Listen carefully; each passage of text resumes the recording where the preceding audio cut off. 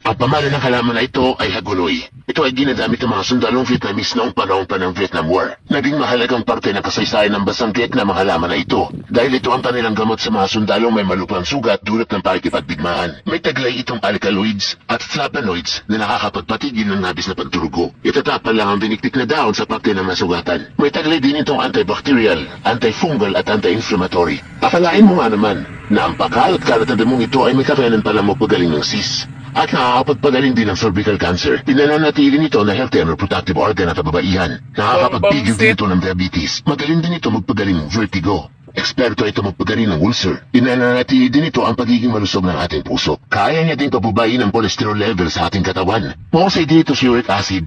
May kafenan din itong pababain ng ating blood pressure. Sa sobrang pananakit ng tiyan, mahusay din ito. Ang gagawin po lamang, maglaga ng kahit ilang piraso ng dahon na ito o kuluan sa 1 litrong tubig sa loob ng 10 minuto at uminom ng 4 hanggang 5 baso sa loob ng 1 araw. Dagdag pa dyan, pwede din ang binikbik na dahon ito bilang gamot sa pigsa, pantal, galos, kulibra o maliliit na butlig sa ating balat.